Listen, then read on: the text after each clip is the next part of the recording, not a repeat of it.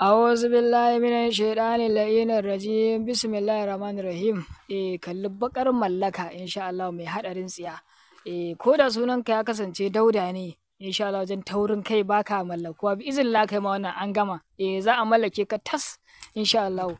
Allahumma salli ala sayyidina Muhammad al-Fatih lima kulika wal katibi lima sabaqa nasiril haqq bil haqq wala hadi ila siratal mustaqim wala ali haqq qadri madal lazim. Al'ummar sai na fadin duniya kamar Togo, Nigeria, Liberia, Libya, Saudi Arabia, Tanzania, Burkina Faso, Mali, South Africa da sauran kasashe.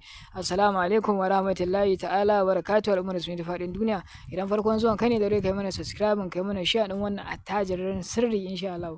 Samu abin nan din insha Allah samu bakin kwado. In ka samu bakin kwado biznillahi ta'ala ta abin da zaka yi sai ka rubuta maki sinafi abada kafa daya insha Allah. Maki sinafi abada kafa daya rak. Wannan mimu din ka bude sai ka saka sunan. In mace ne ki sa sunan shi, in sunan shi Dauda ko Hambali ko wane ne ki sa sunan shi dai a ciki. Sai ki yi da rufewa, sai ki samu karara ki zuba a ciki ta bushe a ciki insha Allah. A cikin takarda ake rubuta. Bayan kin rubuta insha Allah sai ki nade, ki samu farin zare ki nade insha Allah, ko ka samu farin zare ka nade bayan ka saka sunanta ko Habiba ko wace ce ka dai sa sunan dai a tsakiya insha Allah. Bayan ka nade sai ka nade alimamin carbi. Kullun ka riga jan maki sinafi a bada tsawon kwana 3. Kullun ka ja 1000 da daddare insha Allah.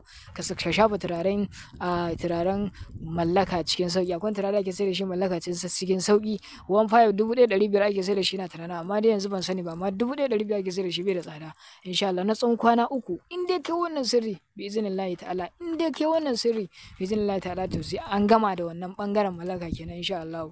Bi iznillahi ta'ala. Shi kun bakin kwaɗan sai ka rubuta maki sinafi a shi ma kafa ɗaya ka saka sunan, sai ka nannade takardar a cikin kwaɗan sai ka sa zare insha Allah ka nannade insha Allah. Amma kwaɗan abu da ake barin shi bayan ka gama nannadewa to sai ka datse kwaɗan da bismillah ka jefa a cikin rijiya da ba a ɗiban ruwa ko cikin kogi ko inda ake ɗiban ruwan da ke da danshi. Abinda ba gane ba a tuntuɓe mu ta manhajar WhatsApp don mu yi